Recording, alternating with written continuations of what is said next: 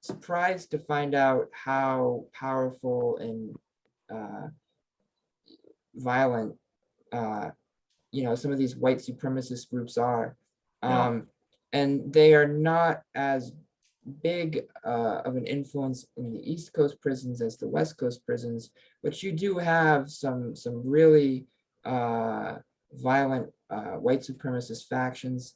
Were any of these people part of your class, and how did you interact with them, or did you tell them, listen, the prison politics does not come in here? Yeah, that's a great question. In what you said anecdotally is absolutely correct. Gangs are less of a problem. I can talk from my own experience in Massachusetts prisons. We did not have huge gang problems at all. Thank God, by the way. And there were white supremacists, there were Latin Kings, there were Bloods and Crips. So there were gangs. They weren't well organized as they were in places like Texas, the West Coast, California.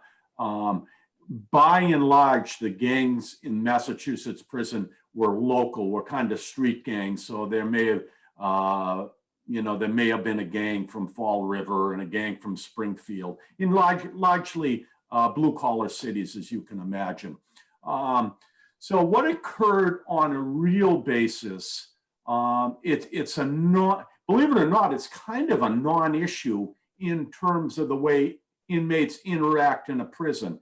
The school was always looked at as kind of this, all right, when we hit this door, we're leaving the gang problems alone because we're in a class with 20 other inmates. We're not quite sure who they are because they're from, let's say there were 1,000 inmates in the prison. They're part of that 1,000. So I'm not going to bring that gang bullshit into the classroom. We never really saw that. Here's what occurred on a real basis, though. As the department got a little more technologically advanced, when we enrolled school inmates in classes, we had to find out if they had any enemies in a particular class. Right.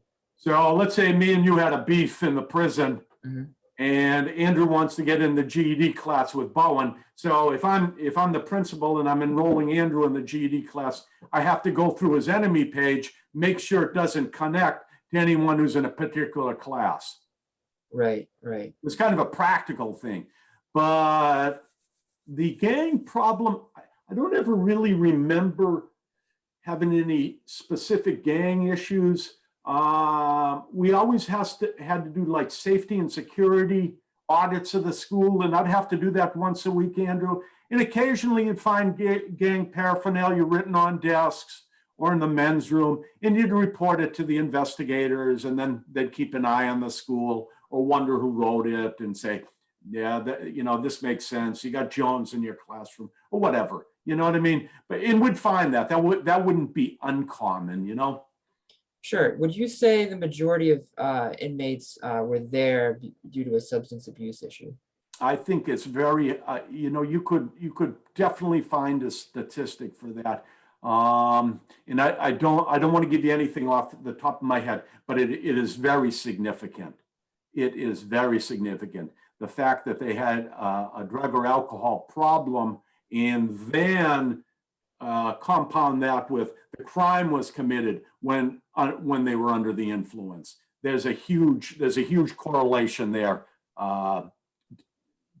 that connects that use to their crime and their lifestyle,